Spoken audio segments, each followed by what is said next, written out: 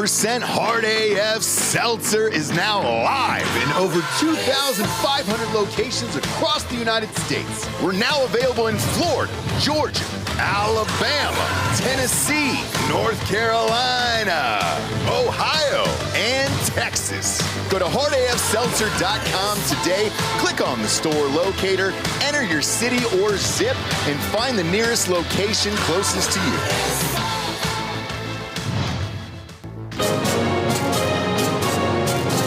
Live from our studios in Austin, Texas, this is Drinkin' Bros Fake News with Ross Patterson, Dan Hollaway, Papa G with the traffic,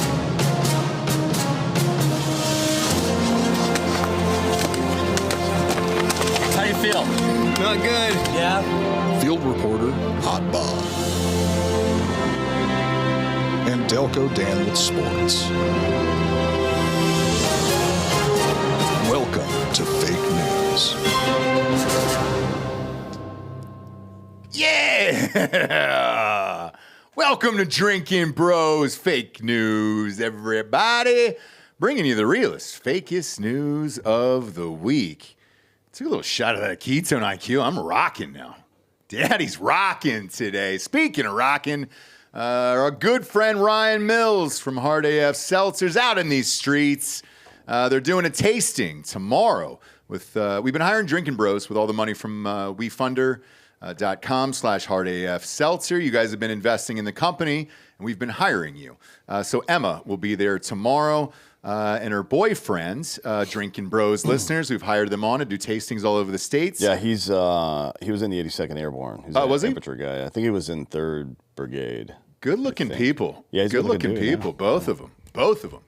So they'll be there this Friday, the 18th, from 4 to 7 p.m. at HEB, right down the street here, 12407 North Mopac Expressway, Austin, Texas, 78758. And then Ryan Mills says we're in United Markets in Lubbock, Texas, Slide Liquor in Lubbock, Texas, Woody's in Lubbock, Texas, M&R Package Store in Amarillo, Texas Burger Joints in Tomball.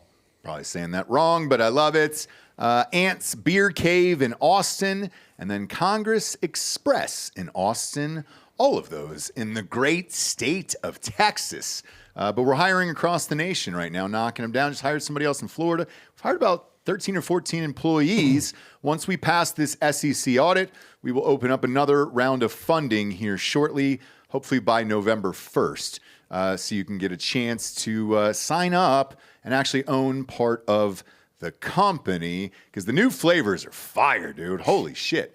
Doug from Tactical just called me. They just got him down in Florida, and he goes, brah, this is a whole new world, that green apple. And I was like, man, that's my favorite. It's my favorite right now. It varies. It's like a child, which one is my favorite, but that green apple, my God, it's delicious. If you see a little apple on the box, grab it if you're out. All right, kids, Kamala's down in the polls right now. She's doing a media blitz, and she's getting annihilated everywhere. Did you watch it on Fox News last night? Yeah. Trainwreck, is that too loose of a term there? Or is there something, an implosion or a Hindenburg, people were calling it online? What do you call what happened there last night? Yeah, it was not good. No, it was not good. Holy shit, kids. Kamala said some dumb shit during this interview. Talked about a lot of policies that are invisible, which she couldn't talk about either. Yeah, and then, when pressed on the issue, she says, in terms of, she says the phrase "in terms of." That's what my wife said last night. Like it's like, remember when Mike Tyson got out of prison and he did GED when he was in prison and he came out saying words? I'm going to disappear to Bolivia. Yeah. I'm going to fade into Bolivia. Yeah, I mean, it's just like, God damn, she just learned all the new words. She said that she said that this would not be a continuation of the Biden presidency. Now, that's about a week after going on The View and saying there wouldn't be any substantive difference, or that she couldn't think of anything she would change from the Biden administration or her administration, right? Yeah. And then she was not able to name a single individual policy that she planned on changing. No.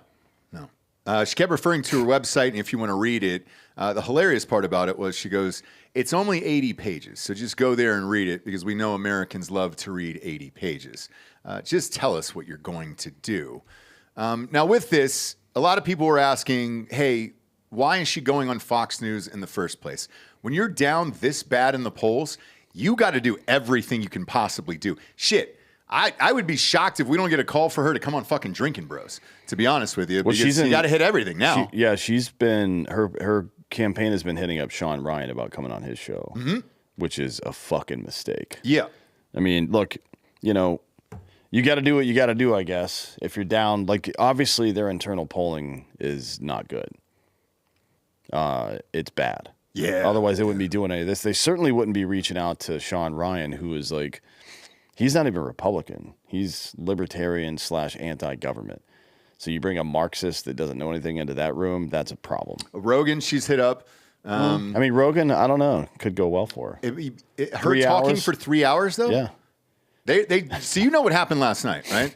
So Bret Baier, after I watched this interview, goes on Fox Live. It was pre-taped.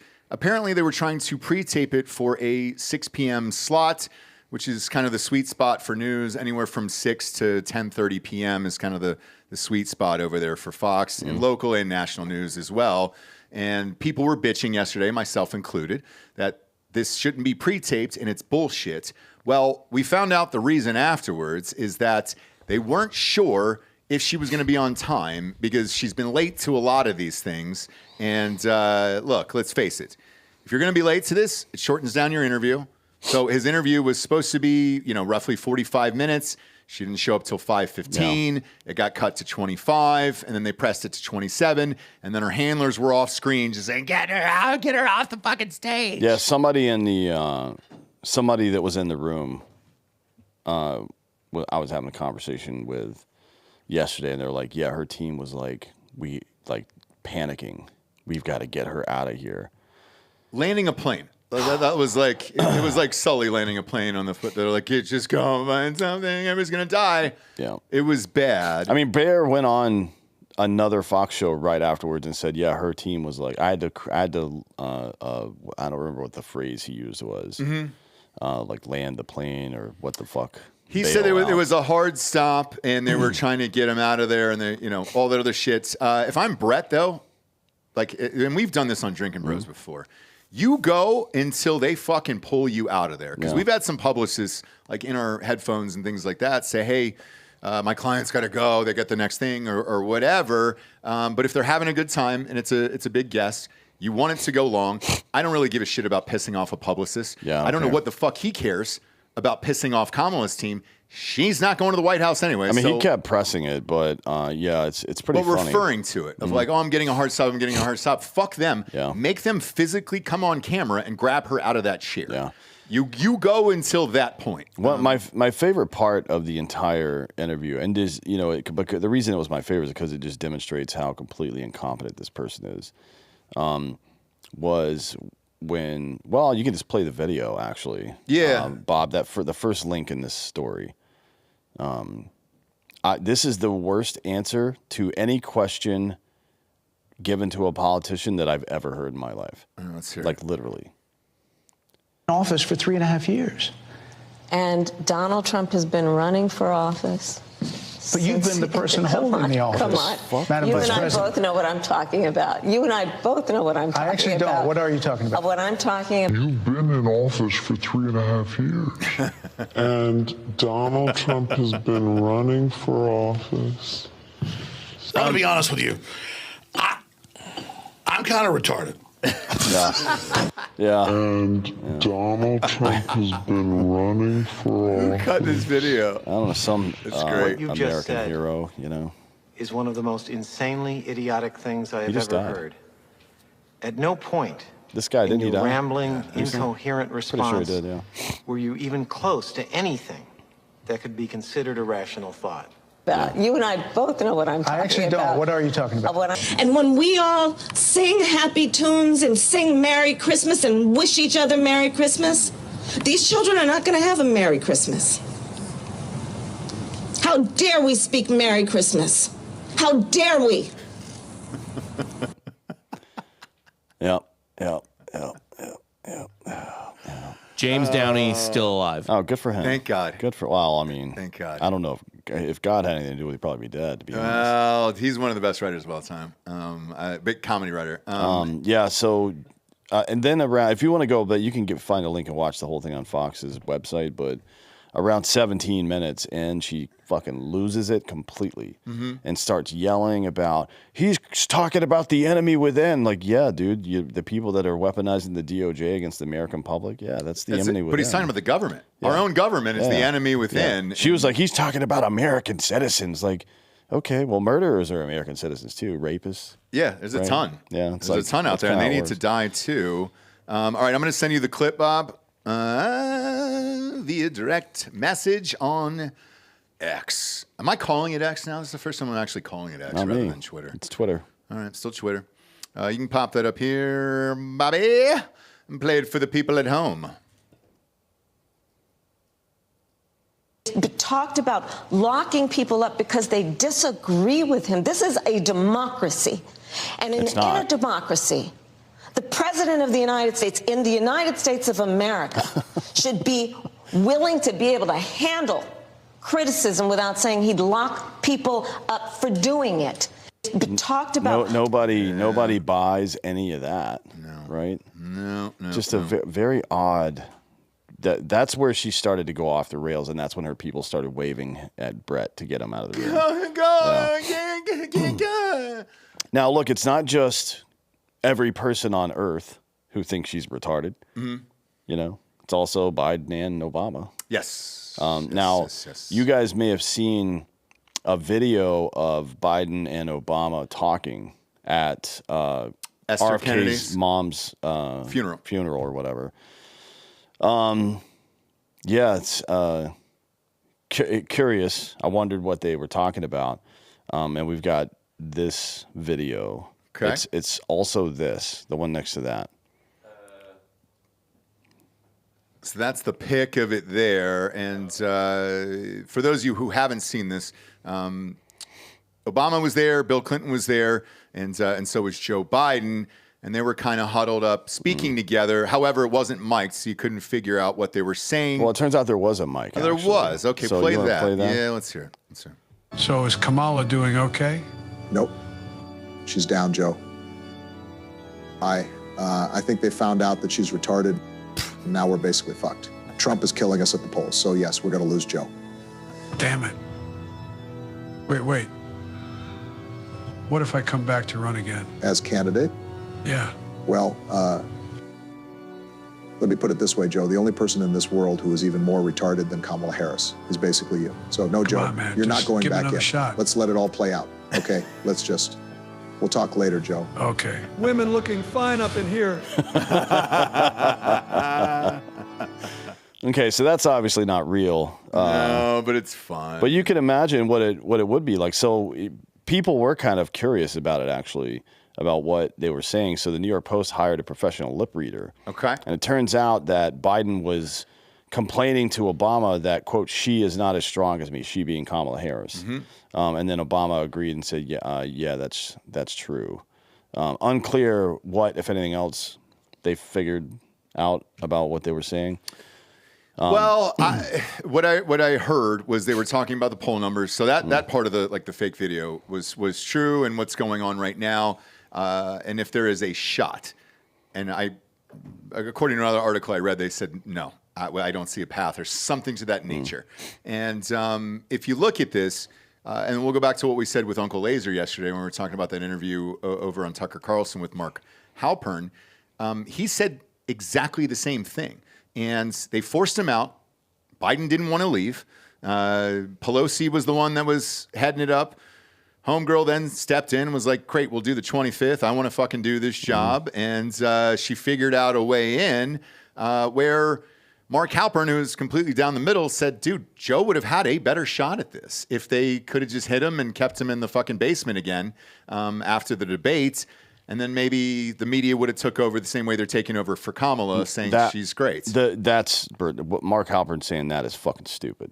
Well, he's saying not that Biden would win, but that his numbers by the end of this election would have been better than Kamala Harris's numbers. That's just an easy contrarian thing to say where there'll never be any evidence. It's easy. You can say that without any consequences because there's no way we would ever know that. That's a stupid thing to say. What do you think the answer is? No, fuck no. Biden would be down by 15 points right now. I don't think so. Yeah, he definitely would. Everybody on the left, the panic that you saw on CNN that night, unmatched ever in this new era of politics. Not one fucking prayer. They would not have been able to rally around him after that. I think, here's just me personally. Remember when he was all jacked up for State of the Union, whatever that cocktail was that night, and he just got through it, and people were amped about it on the Democrat side? Because then they still loved him, right? And he was running for president and all that other shit. I think, and again, I'll go back to that interview, people close to Biden says he has good days, and then he has bad days where he's just completely fucking gone, which is anybody with dementia. If he could have had one decent-ish debate on that second go-round, I do think his numbers, when this election is all said and done, will be better than hers. I don't think he would have won, but I think they're going to be a lot closer than what's going to happen here. I feel like this is going to be over very quickly on election night. Yeah, she's. I think Pennsylvania will go down, and everybody will say, "Fuck, this is it." Let me see. Because Michigan, I've actually got numbers. Hang on a second. Michigan is. Are they on Central? No, they're Eastern, right? Yeah. Okay, so if Michigan goes too, Pennsylvania is the big one. If that goes down early, that's it. It is good night, sweet Charlotte. After that. Yeah. So let's see. Trump is going to win Pennsylvania, Georgia, North Carolina, Wisconsin, and Arizona. Losing Michigan and Nevada still a toss-up. So he's looking at like 315, something like that. Yeah. There's no pathway for a Kamala Harris victory, and everybody knows it now. I mean, Obama just admitted it on but not on purpose, but everybody knows at this point. So it'll be interesting to see how the media chooses to cover this for the rest of the election cycle. Do you start to head? Because right now what they're doing is, and you saw a little bit of it over the past, let's call it 16 hours or so since that interview yesterday, 18 hours now, I guess. Like, oh, she did. So, this is on Twitter, obviously, and then some people in the media on MSNBC, not CNN, like, oh, she did such a great. She went into hostile territory and did a great job. Nobody actually thinks that, right? No reasonable person, because she just got her ass handed to her, and by a guy and Bret Baier, who's basically a fucking liberal, right? I'm not a fan of Bret Baier. He's very anti-Trump. He's not a MAGA dude, and not that makes you liberal, but he's got some liberal sympathies for sure. And she still got annihilated by him. It'll be interesting she was going up with Hannity. It'll be interesting to see how the media covers this for the rest of the time.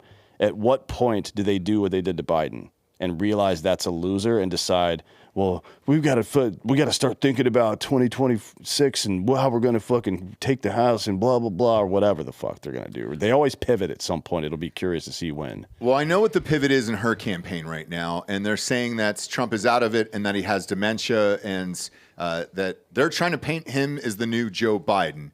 And she was posting videos this morning of him dancing at that rally and playing a playlist and all that other shit. And she was like, he was up there dancing. We had listeners who were there at the rally. Somebody went down with a medical emergency while they were helping him out. He stopped his speech and then said, put on my playlist. Now, the playlist was awesome. November Rain was on there. And anybody who's got November Rain on a playlist is good in my book. I still have it on mine.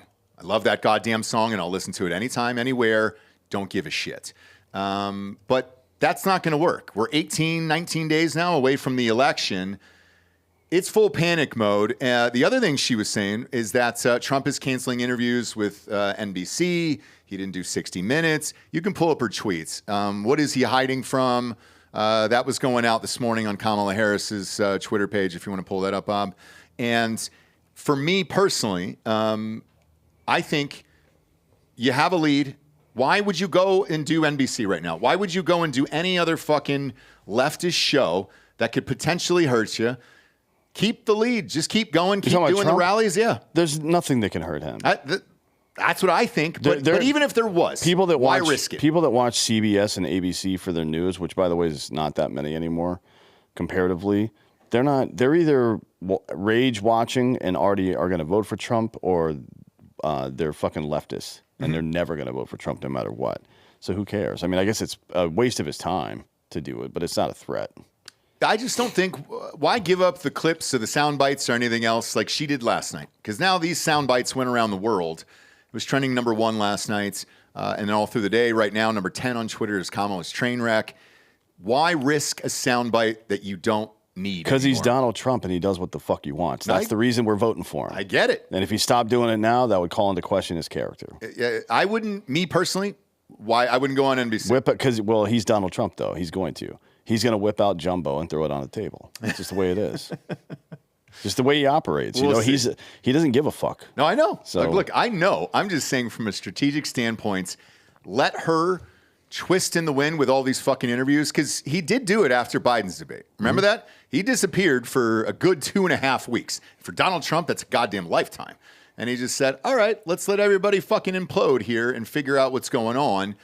This strategy, because now she's got to go everywhere else for the next 3 weeks. This is going to keep happening over and over and over again. And the biggest problem is you don't have any policies. If you could just explain what they are, what you're actually running on, nobody knows what you're actually running on and what you stand for, other than I'm not Donald Trump. Well, here's the analogy I'll use. You're in the fourth quarter and you're up by 3 touchdowns, and you're in the offense, your opponent starts clearing out their backfield and using 5 wide receivers. Okay, cool. I'm running a fucking dime then. I'm running a dime package. I'm going to run 2 extra defensive backs or whatever. But if they have a running back in, I'm not doing that. Prevent defense doesn't work. It works sometimes, right? It works if the other team sells out on what they're doing. So if she's going to do media blitz continually, if she goes on Sean Ryan and goes on blah, blah, blah, whatever, goes on Rogan, then maybe you sit back and just let her do it. Yeah. But if she does, I don't think her campaign's going to let her do that, not after yesterday. Like, now it's time to, all you got to do a couple of middle of the road to slightly friendly shows, have them ask you actual questions and just answer the question, right? Just have a very brief, clear, and concise policy position on something. Just one soundbite is all you need. She lost 3 points on Polymarket since yesterday. Mm-hmm. That's the biggest single-day swing that's happened, even after the fucking other disasters she's had, right? So, yeah, I mean, it doesn't make sense to commit to prevent defense as a strategy, ever. You do it in response to what the other guy's doing. So if the other guy is going on the media blitz, then keep doing your rallies, wait for her fucking to say stupid shit, and you just repeat it at your rally. That's all you got to do, right? Right. Well, look, because you're just amplifying her voice at that point. I'll give you my football analogy. Then let's say your team is up 28-3 in the third quarter. Maybe I was at that game. Run the fucking ball. That's it. Just run the ball for the next 18 days. You will win the goddamn game. That's all I care about at this point. I don't care how it's done. I just want the fucking win. That's it. So if I'm him, run the fucking ball, do the rallies, do all the safe shits, and then let her fucking twist on all these interviews, because this was 25 minutes. If she goes on a Rogan, that's 3 hours. If she goes on a fucking Sean Ryan, that's another 3-hour show. It's a, Drinkin Bros, sure, you want to pop on for 20 minutes and then we'll talk about her dicks for the next half hour? Like, great. We can do that here, but that's kind of it. Is her media schedule up and available, Bob, if you Google it? You know what's the funniest part of this so far is how Bret Baier is being accused of catering to the MAGA crowd, because he, simply for asking questions. Like, how dare you ask this woman? She's from a middle-class family. Yeah. You son of a bitch. How dare you ask her questions? And he's the most liberal dude in the Fox organization. I do not like Bret Baier. No. I was not anticipating anything what I saw last night, and I was shocked. Like, what I saw was like, what the fuck? Well, all he did, though, was act normally. He did. Because she's not answering questions. She's saying stuff that is, she's holding 2 simultaneous positions that are incongruous. One, that I'm not going to be a continuation of the Biden administration, and then 2, I don't have any substantive difference in my policies than he did. That any reporter / journalist, even in today's world, your brain is like, I mean, at some point you have to suspend your disbelief for a moment. You know what I mean? I guess. And if you're a party hardliner or something like that, but the cognitive dissonance only goes so far. It only goes so far if you're not mentally incompetent, which I don't think Bret Baier's stupid. He's just he's an old school statist political thinker rather. Yeah, but accusing that guy of being MAGA friendly is like fucking stupid. That's the dumbest part I've heard of this. It's definitely not. Yeah, people are like, look, she's likely firing her whole staff after this interview and everything else. Look, when you're down, you're down. Nothing you can do. You gotta fucking go deep every single play at this point. And they're doubling down on the strategy they've been using since Trump got popular back in 2015, which is to eschew policy and just talk about how he's a racist or whatever, right? Even on the inverse of that, Obama was having this conversation with some black dudes in a fucking hallway earlier this week or last week or over the weekend or whenever it was. Like, oh, I'm disappointed in the brothers for not, like, all right, slow it down. Slow it down, bud. If you heard... That was his exact quote, by the way. Dan's not being racist. I'm not. Well, I mean, I don't give a fuck about being racist. But if you heard him say the N-word, I think you'd be like, oh, damn. Yeah. And you don't get that, bud. But anyways, even Stephen A. Smith had something to say about that, right? Bob, link. Pop that up. The way Obama said it, too, is like, I'm disappointed in the brothers. Yeah. And you're like, This is on Stephen A. Smith's podcast, which is... not bad. Is this looks like it's on the ESPN set. It might be. I don't know. It's not. It's his podcast. Press play. Before I go any further, I want you to hear exactly what this man had to say. I'm speaking to men directly now. Part of it makes me think that, well, you just aren't feeling the idea of having a woman as president. That's not acceptable. Respectfully, President Obama, what you said is not acceptable. Is it possible that the only reason some black folks may not be inclined to vote, or they may be a bit disenchanted, or dare I say may even be willing to go as far as voting for Trump, is it possible that it's policy as opposed to misogyny, inflation, the cost of living, the price of gas, the price of groceries? That don't matter? Immigration and our borders. And this belief that there's an elevated level of sensitivity towards them as opposed to black folks struggling, if not starving in this country. Yes, that plays a role too. When the mayor of New York was talking about $53 million in prepaid credit cards for immigrants who came across our borders illegally and having prepaid credit cards for them. And I said, wait a minute, black folks been starving for years. We ain't get that. You don't think they notice? Before I go any further. Yep. And I have a feeling a lot of people in the media will start shifting toward these views as this gets closer to the election. People are getting fucking tired of this shit, dude. It's and we're seeing it, I think, even with the Ukraine stuff and the Israel stuff. People are seeing... And Stephen A. talked about it in another segment he did, but it's like, we're hungry. Where the fuck's my food? Why are you giving money to other people? Hurricane victims. Yeah, it's like a guy, you know Marcellus Wiley, right?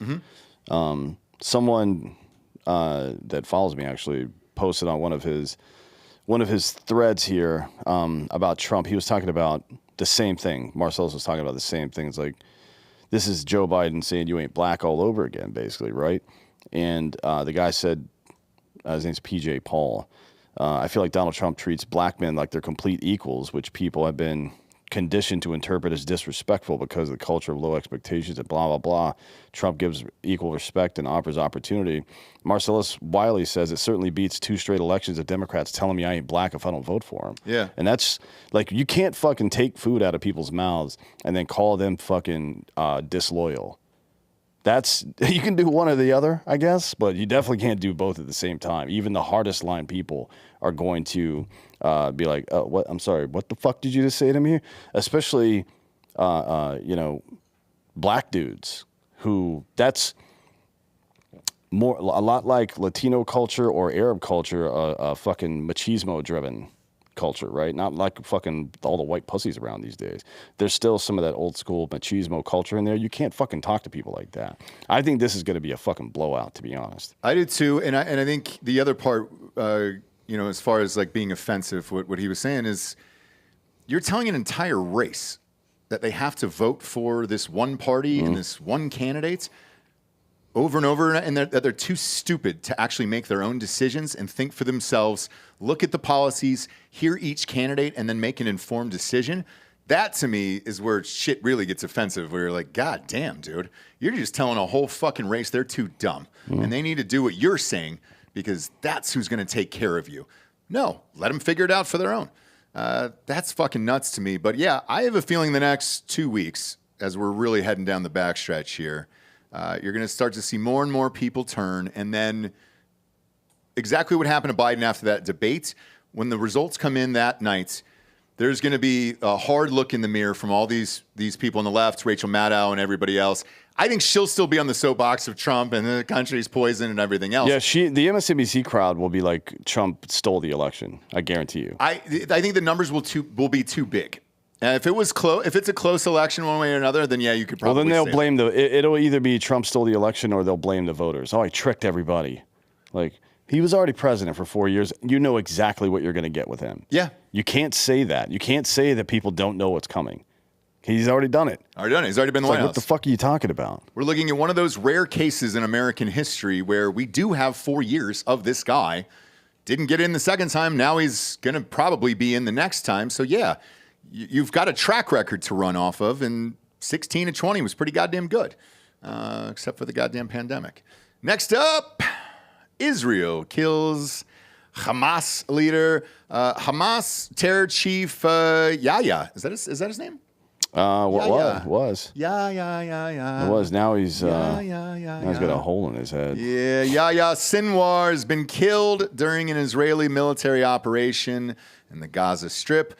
The Israeli Defense Forces announced on Thursday the IDF and Israel's Shin Bet intelligence agency released a joint statement saying it can confirm that after a year-long pursuit yesterday, October 16th, 2024, IDF soldiers from the Southern Commands eliminated Yahya Sinwar, the leader of the Hamas terror organization, in an operation in the southern Gaza Strip. Yahya Sinwar planned and executed the October 7th massacre, promoted his murderous ideology both before and during the war, and was responsible for the murder and abduction of many Israelis.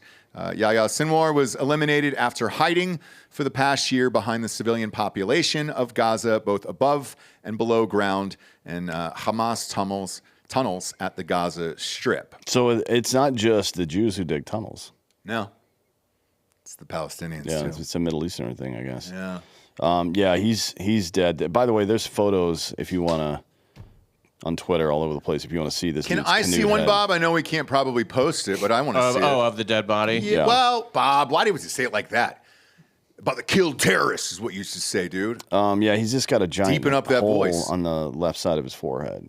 Is that what it is? He got canoed, yeah. Probably shot with a high caliber sniper round, it looks like, to be honest. From what the news said, it was sort of an accidental run-in. I don't know if that was the...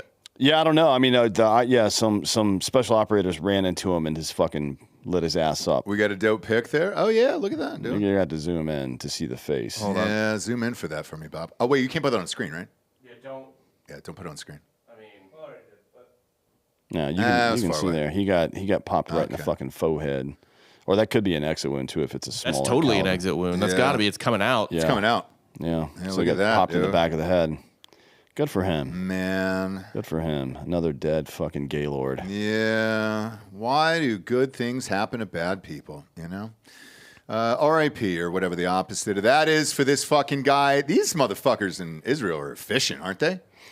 I wouldn't say efficient. Blowing up cities and killing a bunch of kids isn't exactly efficient. But if you're hiding underneath them, which by all accounts is what we've heard, and using, I mean, even in Matt's book, right, in that, the amount of times where people would pop out of the houses in Iraq and shit with fucking kids as human shields, they don't care. They're using civilians for this exact reason. So what else are you supposed to do, unfortunately? Shoot them in the face.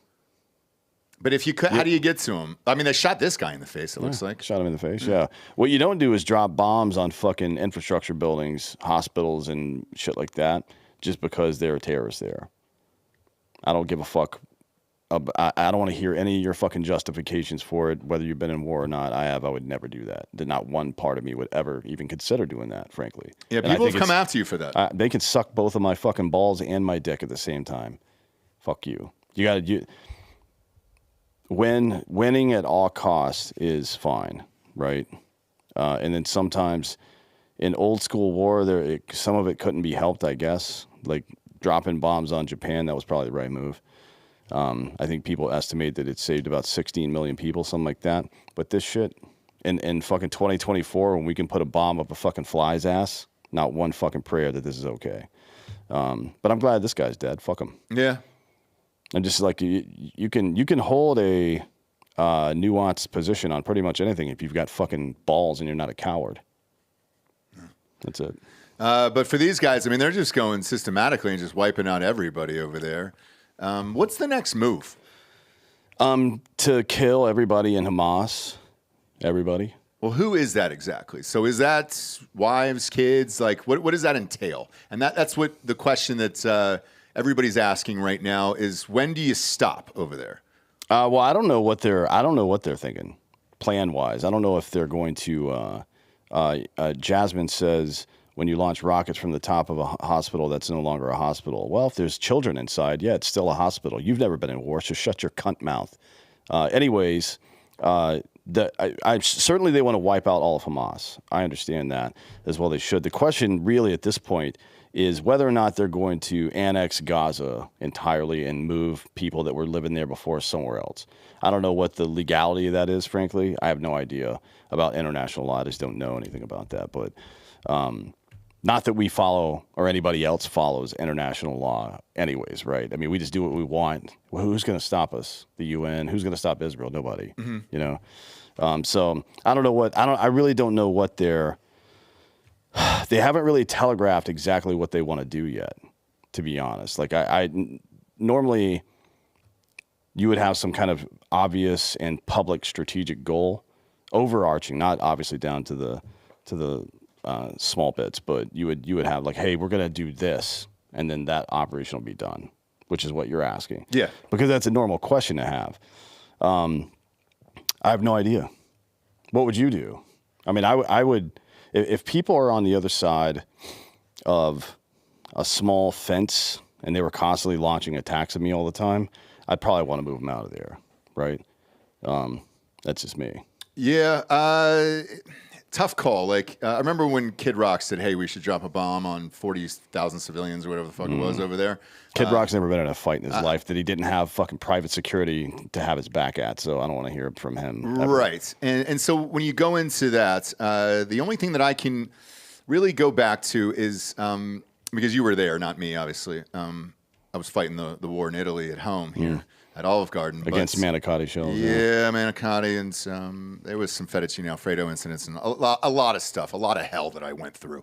But you had mentioned the schools system over there, how they're teaching death to America. Madrasas are what they're called, yeah. As children. Yep. So how do you stop this? Because let's say, hypothetical, Israel stopped tonight, right? Kids that are left over, the wives that are left over, their dads are dead. Mm-hmm. These kids are all going to grow up and going to want to avenge their father's death, like in a movie, and this violence will probably keep going on and on and on. I've read a lot of people's sentiments from Israelis over there who are like, you know what? Let's not stop, and let's eliminate this entire fucking... They wanted river to the sea. Let's take them river to the fucking sea right now. I don't know what the answer is. I know this. When we were attacked on 9/11, if it was the people that we were supposed to get, kill everyone in sight, because that was the sentiment at the time, especially from Americans over here. So I don't know the answer, and it's not my war. Well, yeah, you do know the answer. We've done this against a similar enemy in Germany to a lesser degree, but really Japan is the better example because the Japanese were Shinto. Are you familiar with this religion? The national religion of Imperial Japan, Shintoism? No. everybody in Japan is a child of the sun, and everybody else on Earth is a cur, a dog, a mongrel, whatever. They were fuck, right? very much racial supremacists. Yes. More so than anybody including the Nazis, right? So they saw Japanese people as the superior... Not just the superior race, but the only real human beings. Okay, gotcha. Right? Gotcha. Children of light, all that stuff. And they were willing to die for it. Kamikaze, they invented that shit, right? Yeah. And you knew going in, and this is one of the decisions that Truman had to make, because Hirohito had offered a conditional surrender where the Japanese military kept going, kept autonomy over their own state and blah, blah. And Truman decided ultimately, no, we're not doing that, because as we were fighting, one was the kamikaze stuff. And then two, as we were fighting our way through those islands, the Marianas Islands, it was like, man, they're going to fight to the last man, even if we go to Tokyo. And we're going to lose a lot of dudes, probably 500,000, maybe 1 million. They're going to lose like 16, 17 million, right? That's too much life. We can't do that. And that's why Truman decided to drop fucking 2 nukes on these assholes. And what do we do immediately afterwards? We fucking wiped 2 cities off the map, 130,000 people in a fucking afternoon. Mm-hmm. The most devastating attack against somebody else that's ever happened in human history. And we immediately went over there, accepted their non-conditional surrender or unconditional surrender, and said, here's what we're going to do. We're going to invest in your economy now. We're going to give you guys a future that you didn't have before. And that's how you win. And if Israel's idea is just to fucking wipe Gaza off the map, they'll lose. They'll eventually lose that war, because you can't. That's a war you have to fight forever. Mm-hmm. Abraham Lincoln famously said that if I've made my enemy my friend, have I not defeated him? And I don't think that there's going to be some overnight solution where the so-called Palestinian people, again, that's not a real place, but the so-called Palestinian people all of a sudden are Israel lovers tomorrow. But if they're more worried about getting to work and making good money and like spending money on their fucking grandkids' birthday presents than they are about what's happening in Israel, then there is no fight left to fight. That's how you solve these problems. And it doesn't happen with dropping bombs on fucking hospitals. What happens in Japan after we drop the bombs? The Marshall Plan. The Shinto religion itself. It's kind of faded away. No, it's still there. It is, but it kind of faded away. It's like they're not even CNE Catholics at this point, right? Like most people in Japan don't even fucking. They honor it as an historical part of their culture, and that's about it. Okay, so with this war, then I'll relate that to this. I don't know. The most powerful thing is what your ideology is, because that's unstoppable for most people. I don't see a world in which the Palestinians, like you said, are going to wake up and be like, you know what, man, my religion's bullshit, and I shouldn't want to kill you. I just don't see it. No, that's not how it works, though, right? I mean, if you were a Christian in, medieval Europe, and you saw Spain and various other Christian countries get invaded by fucking Muslims, you might have some kind of feeling about that. It might be like, you know what, fuck these guys, we're going to kill them all.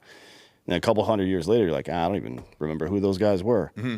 In like the 19th century, we didn't fucking think about Arabs or Muslims or any of this shit. It wasn't until the fucking middle part of the 20th century, really, that we started thinking about it again. And it was because of the way our CIA fucked up Iran, mostly, right? Just, it takes time. But you have to do the right things. You have to do the right things, just like anything else. Diet, exercise, fucking learning a skill, whatever it is. Consistency over time is what produces results. So that's it. At this point in this war, if you were working for the Department of Defense, would you say, hey, enough's enough, ceasefire? Whose Department of Defense? Is Israel. A ceasefire? No. Yeah. I mean, or just, hey, we're going to go on about our business here. If you fuck with us one more time, we're wiping you off the face of the planet. No, I wouldn't say that either. I would be like, hey, if you're a Gazan citizen or a West Bank citizen and you want to fucking be rich, hit me up. We're going to start spending money on those places and start businesses and shit like that. Import, export, things like that. And yeah, we're going to get the odd terrorist here and there. But over time, the richer people get, the more comfortable they get, the less likely they are to deal in any kind of terroristic bullshit. And we've seen it just right in front of our eyes in Saudi Arabia over the last 2 decades, basically, right? Mm-hmm. They went from being the primary financiers of 9/11 to desperately trying to claw their way into modernity and shed that old fucking bullshit. In 25 years. In 25 years that happened. Certainly we can spare 25 years to stop a conflict that's been going on since the fucking 8th century. For fuck's sake.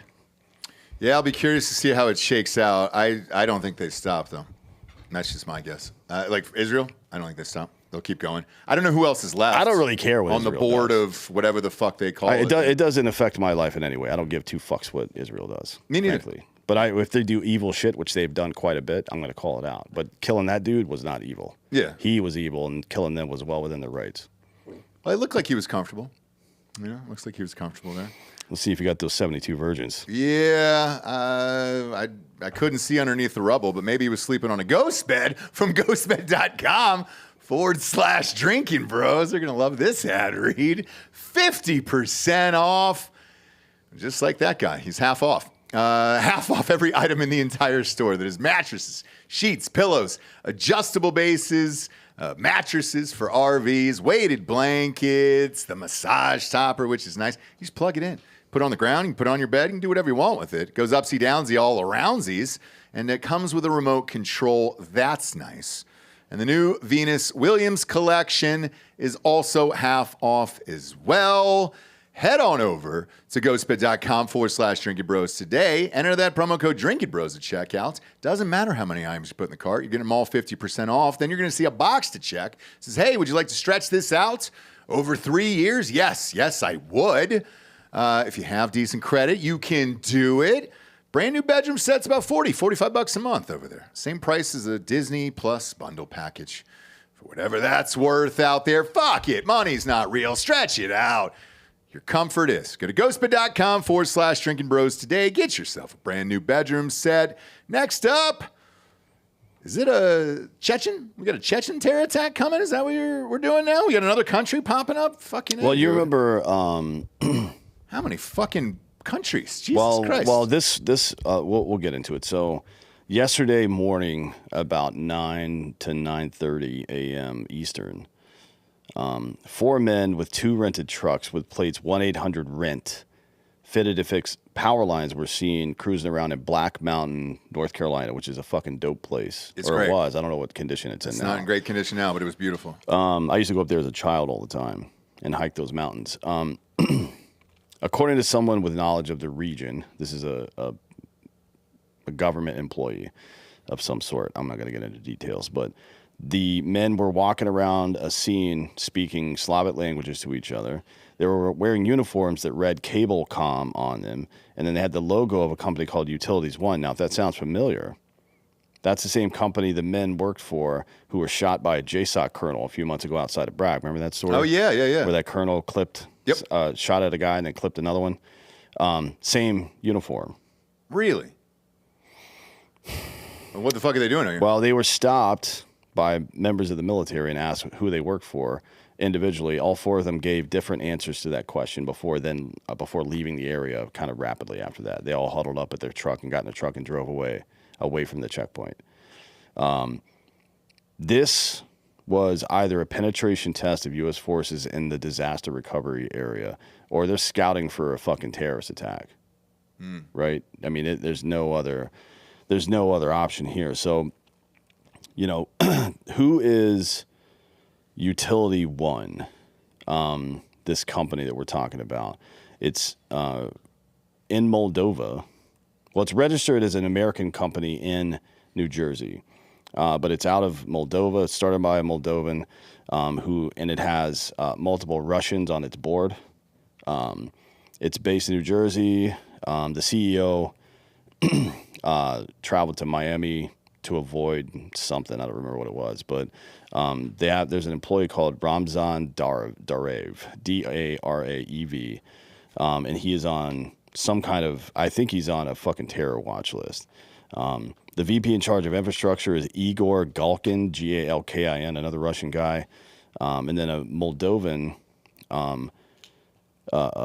Sergey. I have no idea. These are all super stereotypical Russian names, and I like it. Igor, Sergey.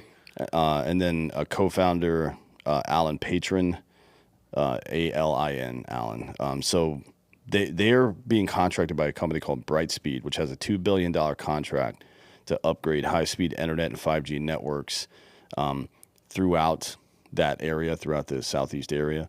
And it's Utilities One is a foreign registered incorporated agency. It's not American. They directly recruit from Moldova with the promise of giving green cards to people. The lead staffers are primarily Moldovan, with a couple of Russians sprinkled in. They're on SAM.gov, which is like you get a cage code. They're registered to do contract work for the federal government. Okay. But it's a foreign company. Why would that be a thing? We can't figure out. We don't have enough people to work on power lines in the U.S. Do we have to bring in fucking Moldovans with Russians on their board? What's this guy's name? Alexandrin is the name of their primary guy. He ran for a seat in the Moldovan parliament as an independent candidate. Also has an extensive criminal record in the state of Washington. He's a politician. He follows on his Instagram account. This is so fun. I love when people in the intelligence community do open source research. So he follows Ilan Shor, who is a Moldovan politician and Russian oligarch who has been involved in a lot of criminal activity on behalf of the Russian government in Moldova. So just to round this out so we don't get too far into the weeds, a company who is founded by and led by members of the Moldovan government who are Russian assets inside the Moldovan government have started this company that got contract work authorized through the federal government of the United States. And they've been cruising around near our military bases in the Southeast. We're paying them to come fuck with us. Yeah. You seem shocked by this. No, how can you not be incredulous about that? When we found out TxDOT here in Texas hired out to build this fucking highway that's coming to a Chinese company, nothing was shocking after that. Well, wait until you find out that the largest lithium mine in North America and Canada was sold to the Chinese by Justin Trudeau. No shit. No way. Fuck's sake, dude. Yeah. He didn't give a fuck. Nope. He didn't give a fuck at all. But this is happening a lot everywhere. And unless you pass some bill that just says, hey, America first, dude, get these fucks out of the country. Not one fucking foreign country should be allowed to do anything for us. No. Fuck off. And they shouldn't own any fucking land, any farmland, any buildings, high rises, any of that shit. They also shouldn't be here in the fucking first place because without those contracts, they wouldn't be. No. You know what I mean? So they're just using, this is old school fucking, the Russian alien program. They just use everyday activities to get their fucking agents into the country. That's all it is. And some lady posted on Twitter, on Twitter this morning that she and 100 former members of the British Labour Party, the Liberals in Britain, are here in America canvassing, going door to door, telling people to vote for Kamala Harris. Well, that's 2 felonies. Yeah. Right? Failing to register as a foreign agent and election interference by a foreign national. Those are felonies, right? Yeah. And she just posted that they're doing it. Where the fuck is the FBI? They're working for them. Are they looking for Trump? Yeah. They're going through Trump's sock drawer to see if there's nuclear secrets in there? Jesus fucking Christ. Man, this is like the fucking most incompetent version of our government that we've ever had. It's so bad. But even here, man, and I'll go back to the fucking highway out there with TxDOT, like, dude, that's how many billions of dollars is that job? 2 billion or whatever the fuck it is, and they're trying to raise the money now for this section, and the other one's already funded.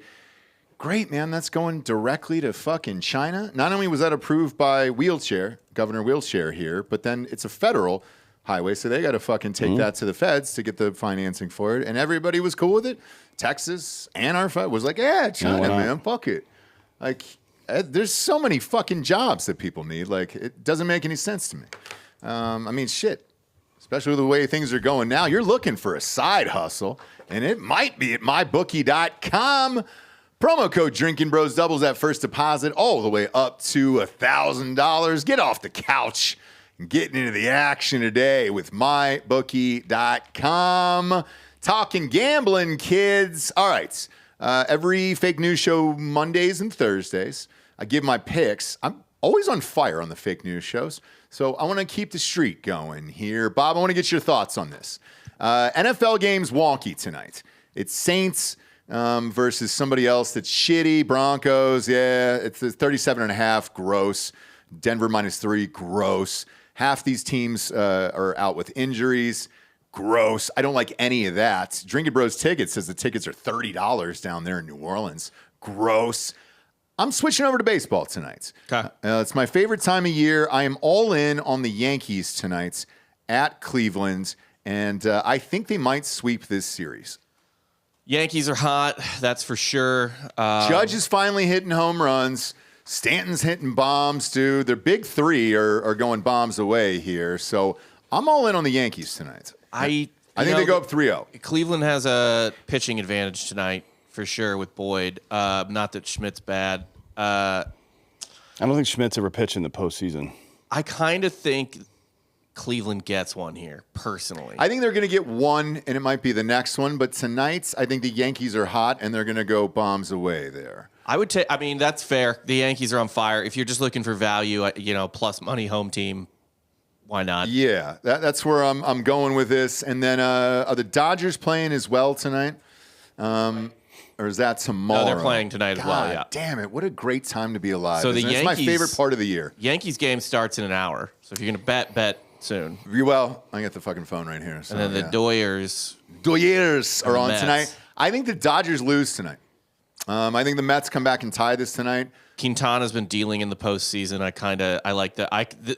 This game feels like a Mets win. Yeah, I like the Mets tonight, and I like the Yankees.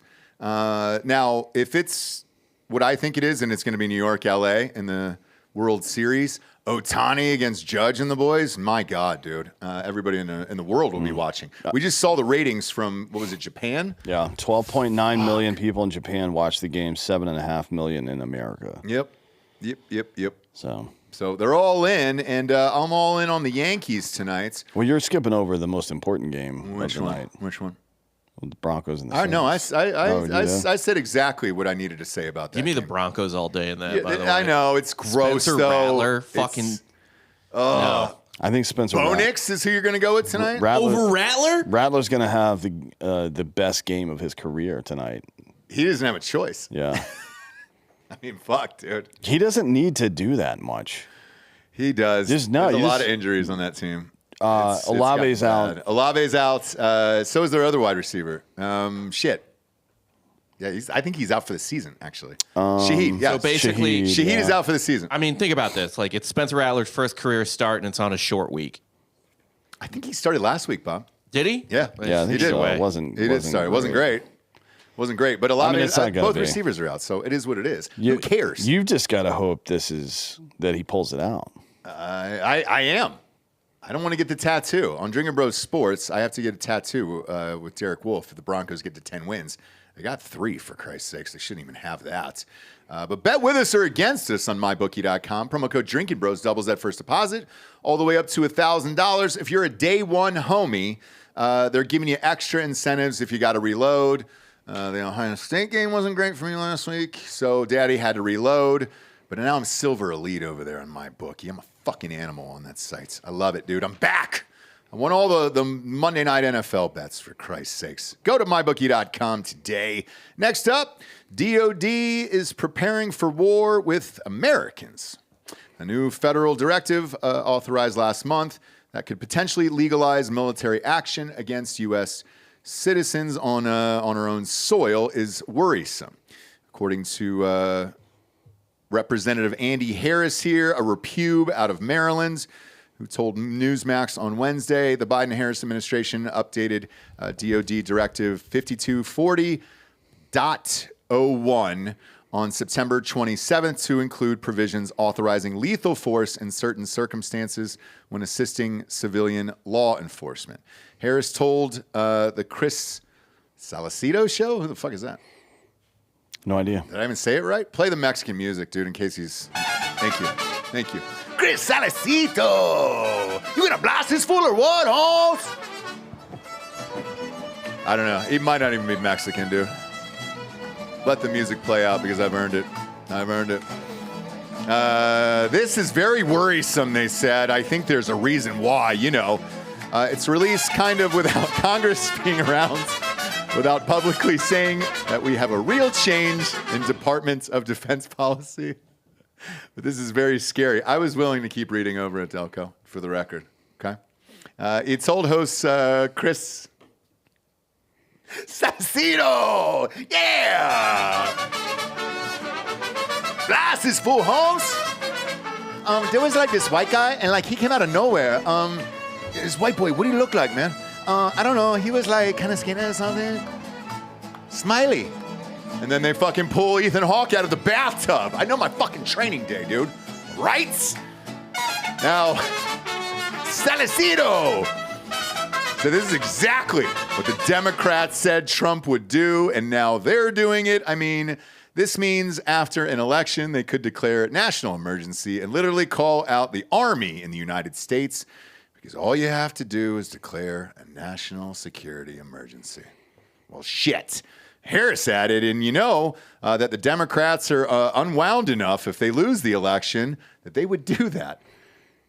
She's got to stop doing interviews altogether. I mean, what are we doing here? Well, that wasn't Kamala Harris. That was Andy Harris. Oh, it was? Yeah.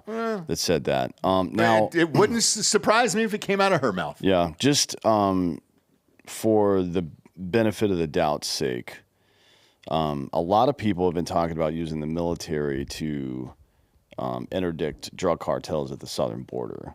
Now, I don't know if this is supposed to be to bypass posse comitatus and let the military take up arms against if one of the members of the cartel is Mexican but an American citizen now, technically speaking, the military could not kill that person without a presidential finding, basically, right? Like what they did with Anwar al-Awlaki back in the day. Probably not what that is. That's just like, let's cover that. Mm-hmm. If you look at all the other evidence, like the Patriot Act and the FISA Act and all this other bullshit, that the government has been preparing for war with you for the last since 1963, since they killed our president, right? These deep state cunts have been trying to set up conditions where they want to go to war with us. And you can tell, here's some of the ways you can tell. One, stuff like this is obvious. Arming yourself, obvious. Less obvious is what we call battlefield preparation. And that's where they've tried to make you feel selfish for wanting autonomy over your own body, unpatriotic for not supporting the state instead of the Constitution, right? Mm-hmm. Those are two good keys. And then also this new language they use, domestic violent extremist, which applies to Catholic mothers who don't want their kids getting their dicks cut off. Yeah. You're a domestic violent extremist there, right? January 6th was a total hoax. They set that whole thing up for this purpose. And the final thing I will say is that if somebody is preparing for war with you, it would be foolish not to prepare for war with them. A lot of people are saying that. Exactly what you said over the years of like, hey, stock up, get some food, get some other stuff, and all that other shit. It's look, we saw the videos from them hunting down people for January 6th, fucking breaking in their houses and setting up operations. And you're just like, why for that one person are we doing all this fucking shit? Yeah, that's exactly what they wanted. And Mm-hmm. that's exactly what all of this was for. I'm not shocked by it. Are you? No. No, and then I can see some people in the chat saying that soldiers wouldn't do that. I wouldn't be so sure about that. There's a reason we made laws like posse comitatus, right? People are going to buy in, dude. People will do it. If you look at how many people have been convinced that Trump is a literal threat to whatever, the democracy or whatever the fuck, but they think he's evil and that he's going to end the country. Mm-hmm. You know what I mean? And that he's racist and blah, blah, blah, blah, blah, and all this stuff that has really no evidence to support it. And they believe it, and they're voting because of it. They're voting for somebody that can't complete a sentence because they've been convinced they hate him so much. You don't think that'll work on a soldier? Yeah, it's easy. Of course it will. Yeah. It's like that Civil War movie. What kind of America are you from, dude? Mm-hmm. So yeah, all of this could absolutely happen, for sure. Next up, the best and the worst. The rankings are in for which U.S. governors have the best and worst records when it comes to fiscal responsibility. The Cato Institute, no relation, by the way, to Cato Kalin? Yeah, we want to put that on the table. Or Cato from Bruce Lee's Cato. I don't do that, Cato. I only know one Cato. The Pink Panther? Nope. It's OJ's. Wait, was it OJ's homie Cato? dude. That was his name, right? Yeah, it was Cato. Yeah. The Asian dude. Yeah. Everybody needs a Cato to come out and fight him, but in this. That's what Alec Baldwin said. Yep. In 30 Rock. Everybody needs a Cato. Everybody needs a Cato in their house, too. Cato Kalin. R.I.P. Sweet Prince, O.J. Simpson. Found innocent, by the way. So the Cato Institute released its biennial fiscal policy report card on America's governors for 2024 this week, scoring each state leader according to how much they raised or lowered taxes and whether they slashed spending or ramped it up. Here are the most fiscally responsible governors in the nation, according to the libertarian leading think tank. Iowa Governor Kim Reynolds topped the list for the second time in a row with a high score of 81, making her one of 6 governors to earn an A grade in study. I've never heard of Kim Reynolds. Never heard of Iowa either. I've heard the name, but Iowa, that's not real. It's not a real state. It's not a real state. Next up was Nebraska Governor Jim Pillen, a veterinarian by trade and an entrepreneur. He came in second on the list with a score of 77. West Virginia Governor Jim Justice ranked as the 3rd most fiscally responsible state leader with a score of 71. The entrepreneur became governor as a Democrat in 2016 and then switched parties to the GOP a year later. Arkansas Governor Sarah Huckabee Sanders landed number 4 in the rankings with a score of 69. Nice, Sarah, nice. You don't want that 70, you don't want a 68, you want the 69, Sarah, yeah. Do it. I don't know what you're talking about. Blah, blah, blah, blah, blah. But Kristi Noem from South Dakota, also a 69, which is probably more appropriate for her than it is for Sarah. Yeah, it sure is. To be honest, because she's a hooer, you know? Yeah, she gets out there. I mean, look. Corey Lewandowski. Do what you want. This is America. If they dropped a sex tape, her and Lewandowski, forget it, dude. I'd watch it. OnlyFans, yeah, I'd watch all night, dude. Now, the bottom 5, those are all repubes, by the way, which is not surprising because when somebody elects a repube governor, it varies with presidents. The debt always goes up under any president, but for governors, they expect fiscal responsibility. So it's no surprise that the top 5 are repubes and the bottom 5 are all Democrats, starting with Tim Walz, by the way.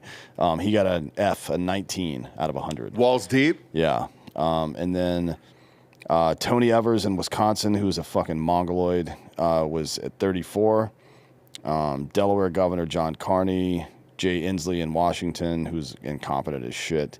Maine Governor Janet Mills, all of whom received scores of 31. So, good for them. Yeah, no shock there. I mean, but I think this is the reason I wanted to run this is because I think this is becoming relevant again. The best predictor of which political party would win the majority of the House, Senate, or presidency was for a very long time, as long as we've been tracking polling numbers like this, the misery index, which is inflation plus unemployment, right? Mm-hmm. And if that number went above a certain level, I think it's 11. If it went above 11, the incumbent party never got reelected, never held the House, never held the Senate, anything like that. It's gone away from that in the last couple elections because it's all about identity politics now. But people are, and you can tell in the polling and the betting markets and all this other stuff, getting tired of that shit. You know what I mean? It's like, I got to eat still. Yeah. Like, hungry people don't have time to wonder about genders. You sure? Yeah, I'm sure. You sure they don't? Yeah. Because every time I've been starving, I was like, man, I wonder what I would look like without my penis. The current misery index is 6.73.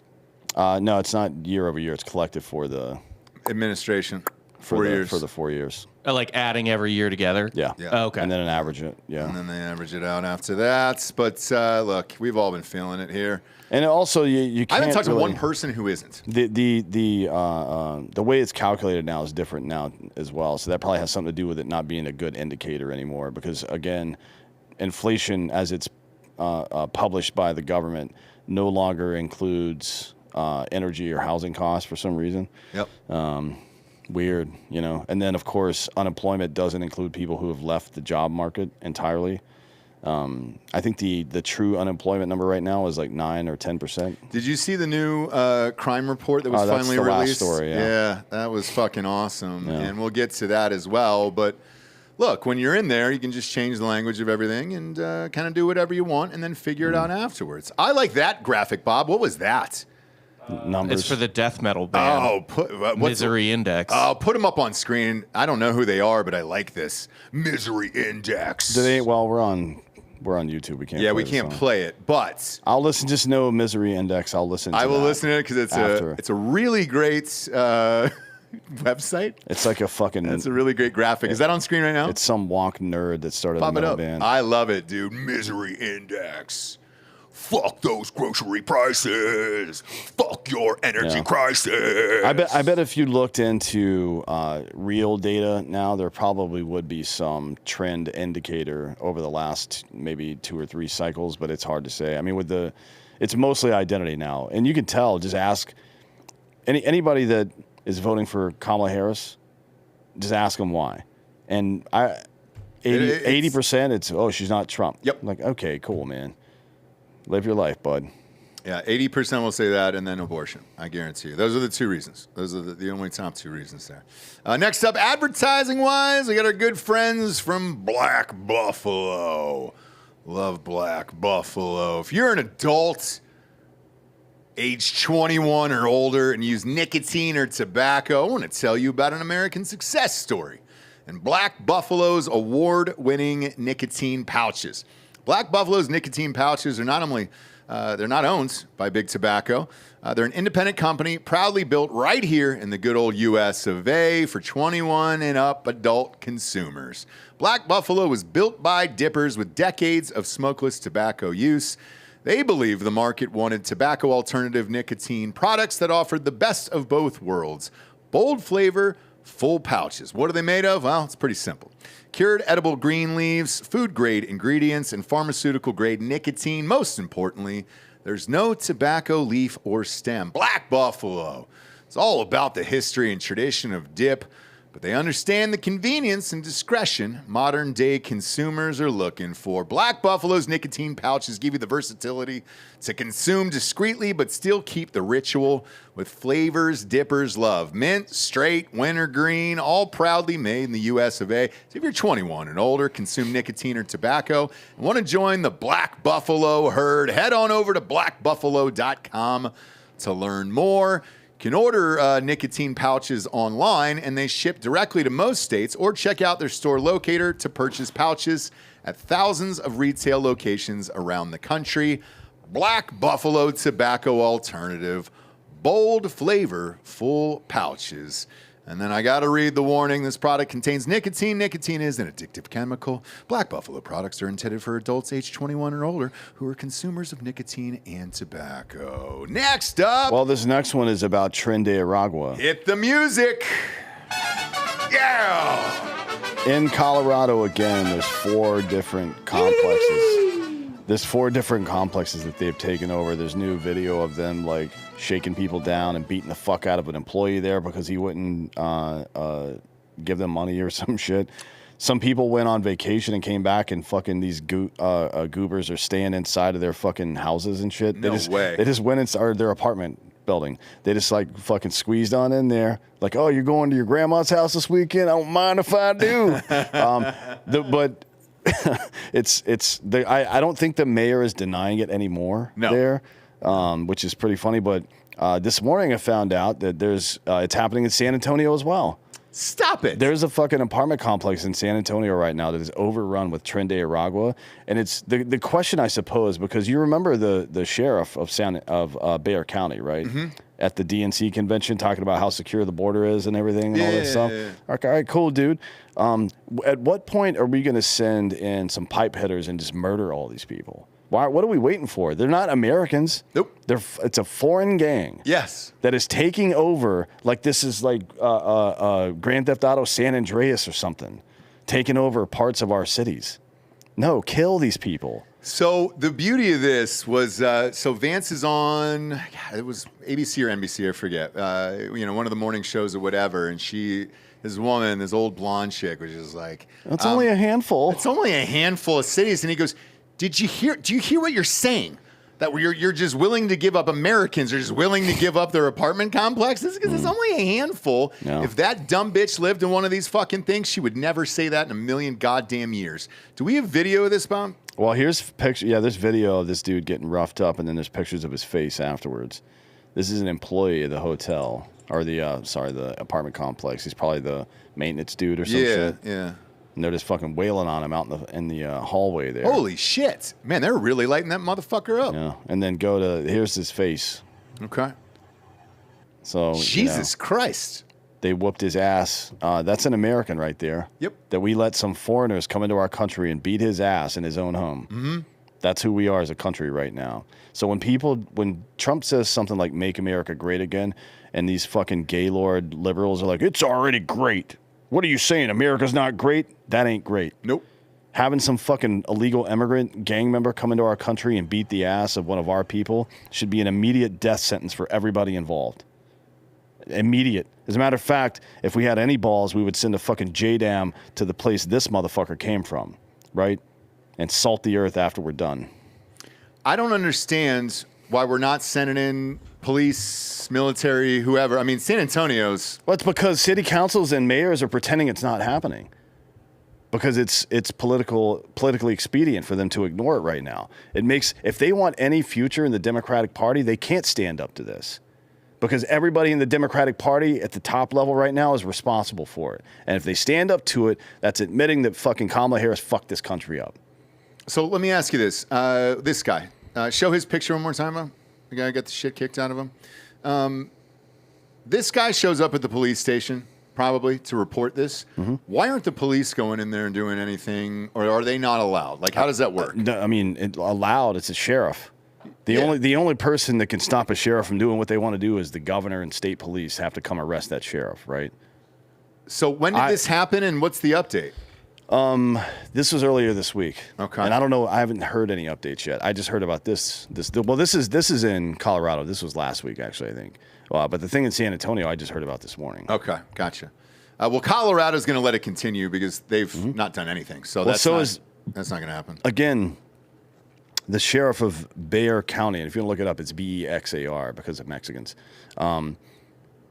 is a fucking full-on liberal. He was at the DNC talking about how fucking good a job Kamala was doing. Oh, that's remember right. That guy? I remember that fucking guy. Yeah. He's a little bitch. Okay. And, this is, and the reason I'm telling you, the reason he's doing it is because if he says, fuck, the border is fucked up, we got to do something, he will never go beyond sheriff. Mm-hmm. He'll never get financial support from the DNC again.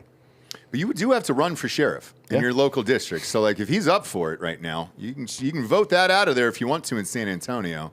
But unfortunately, San Antonio didn't do it in this last primary runoff with Brandon Herrera and that other fucking dipshit.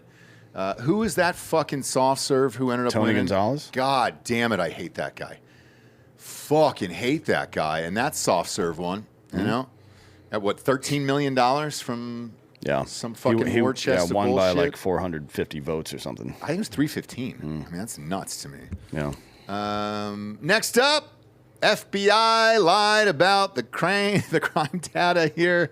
This one, man, I read this and I was like, fucking finally. And they just kind of sneaked it up. They were like, hey, we're not going to really make a big deal out of this. Yeah, I mean, it's like you on the front page of New York Times, you say the Hunter Biden laptop's fake. And then on page 90, 6 months later, you're like, oh, I guess it could have been real. Mm-hmm. This is what they did in the middle of the night. They quietly updated the 2022 crime data that showed an increase in violent crimes, despite not only putting out false data at first, but also backing the Biden-Harris administration when they were fucking... This was their talking point. Yes. Actually, crime is down. Yep. That's fake. No, actually, crime is down. I think they even fact-checked it at the debate with Trump and Biden, if I'm not mistaken. Or maybe it was Trump-Harris. I don't remember. For some reason, the media... They did pick the crime data that they think goes and makes the Democrats look as good as possible. And then even when the crime data that they've relied on turns out to be very, oh God, this is horrible. John Lott, the founder and president of Crime Prevention Research Center. You should really hire a speechwriter, buddy. That was a terribly constructed sentence. At any rate, the FBI released its annual crime in the nation data for 2022 last year and found a 2.1% decrease compared to 2021. The data was wrong, right? And we know why. We've looked into this before. I'm sure if you followed any of this stuff, you know. There were like multiple different agencies and states that stopped reporting data altogether. Most major cities that are left, like Los Angeles, San Francisco, all those guys just stopped reporting data. Yeah. I'll read the numbers here. So there was a net increase now in the data. 80,029 violent crimes in 2022 over 2021. Big number. 1,700 murders. Now, there's only about somewhere between 8,000 and 11,000 murders a year. And they were off by 1,800 or 1,700. That's a big boy number Jesus there. Christ. That's a big boy number. Yeah. That's like fucking a 20% margin of error. That's not acceptable. No. Rapes were up 7,780. Robberies, 33,459. And then aggravated assaults that year were up 37,091. How did they magically find these numbers 2 years later is what I'm wondering. They just fell off the back of a truck, I guess. Is that what it was? Yeah. Okay. Yeah. Trying to figure it out, but it's because it seems exact. It's just a little oopsie. That's all. You know? Nothing But to that's the Democrat playbook these days. Put out fake job numbers, capitalize politically, and then, oh, shit, you know what? Actually, we were wrong about that after you've spent the political capital. Right? And then you put out fake crime numbers. Same thing. You run on it. It's part of your advertising for your election until the numbers finally come out. Maybe this is the October surprise. You put out fake inflation numbers, fake immigration numbers, and that fucking conversation that Kamala Harris had with Bret Baier last night, she couldn't even tell him how many goddamn illegals have come over the border. No. He read her off the numbers, Dude. and she refused to say anything. Yeah, he read her off the conservative version, and I don't mean politically. Yeah. Right? You got to wonder what's next. And you also have to wonder if any claim being made by any government agency is accurate at all, right? And then think about what that means. Not just that they're lying to people, because we expect that shit, but when people, you're breaking people's minds by gaslighting them like this, and maybe that's the point. You know what I mean? When someone looks around. And it's been direct, too. It isn't just about government reporting. It's been direct.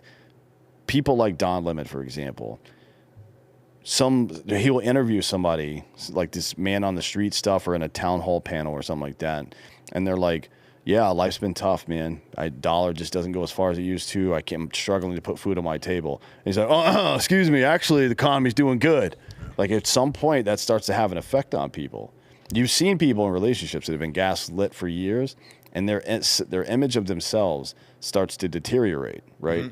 If somebody's constantly telling you you're a piece of shit, you're going to start to believe it at some point. And that's where we are right now. It's a very dangerous time in American history. Yeah, I mean, it happened to me with my wife. She was like, you were too ripped. Please stop working out. Like, I can't take it anymore. And I was like, look, baby, I'm a man of the gym, and I live there, okay?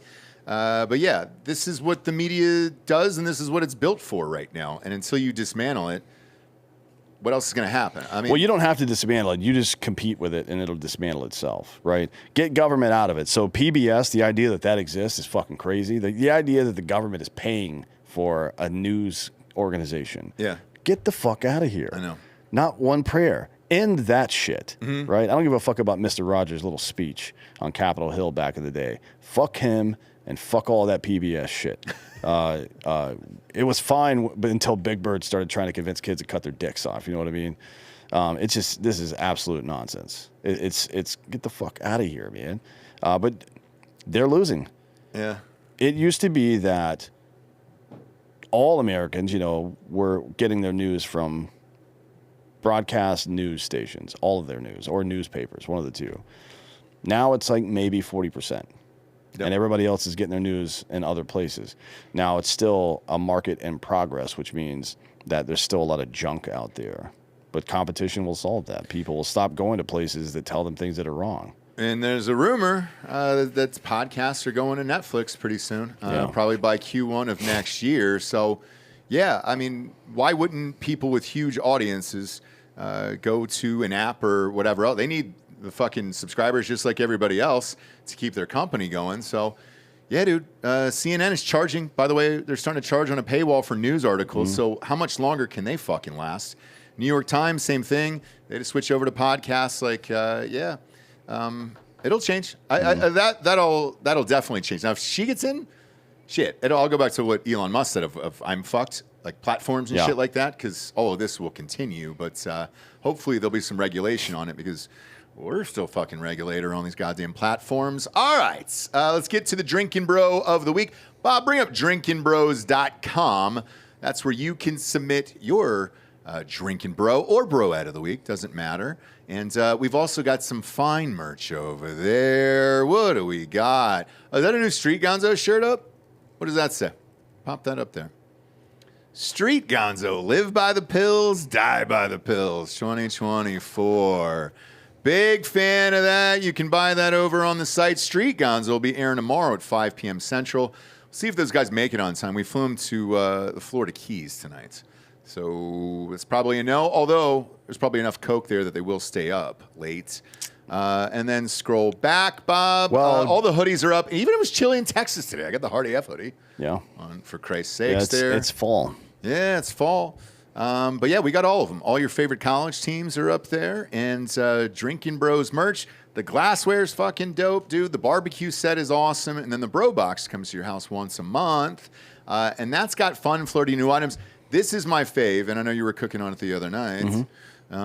We got the whole barbecue bundle over there, which rocks, and it's in a very small case. Hold that case up there. Boom. Yeah, it's not big. It's awesome. So you can take that to tailgates, and we'll be performing at a tailgate near you very soon. It might be the Army-Navy game. The way they're both playing, holy shit, dude. We'll see what happens this weekend. What do you think? I don't know. I mean, I think they're going to win. I think both teams will win this weekend. I did too. I don't know if they'll both cover, but they'll probably both win. They'll both win this weekend. I think this keeps going the rest of the year. I think they beat Notre Dame. Both of them, which will be awesome. All right, and on that page, you can click on to the top right, Drinkin' Bro submission. Boom, it gets emailed to us live on air. Shit, we had fucking 3 come in right now. I'll read them. Who cares? What do I have to do today? Drink some fucking booze and hang.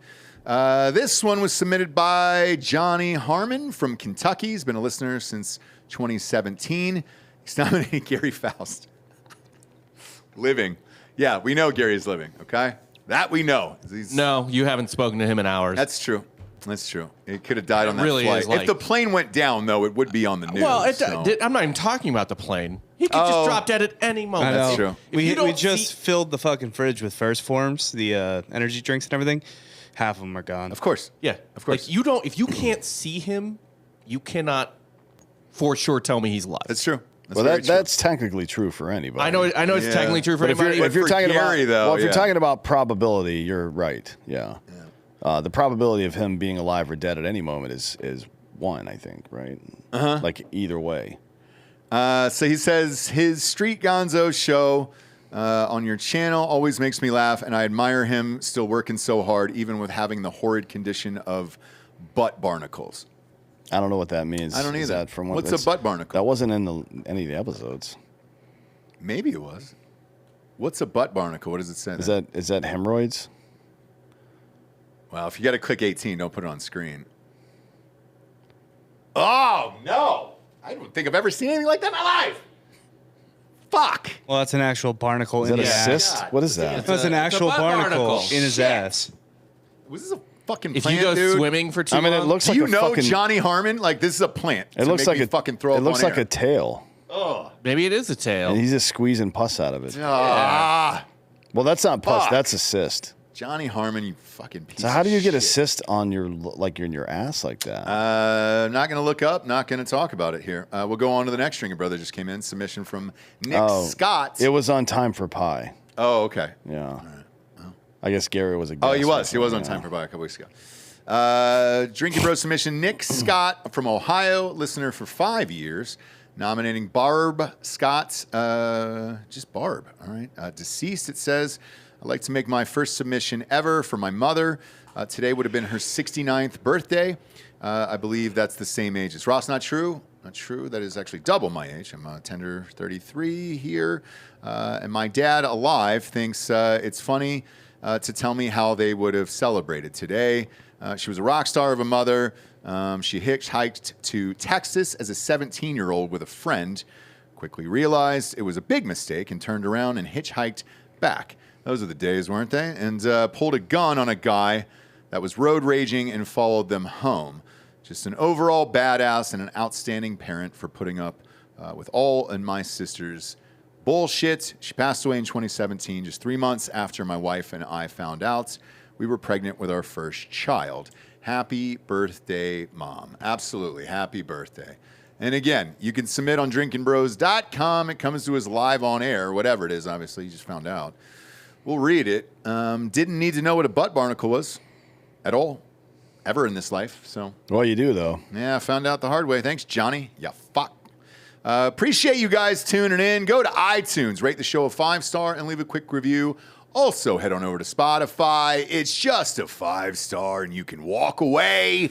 Yeah, I'm still saying it, all right? Fucking advertisers, dude. That's all I give a shit about those stupid reviews. So leave them, all right? Get to 10,000. I'll shut the fuck up forever. You know the rules on this show. For D'Anthony Hollaway, I'm Ross Patterson.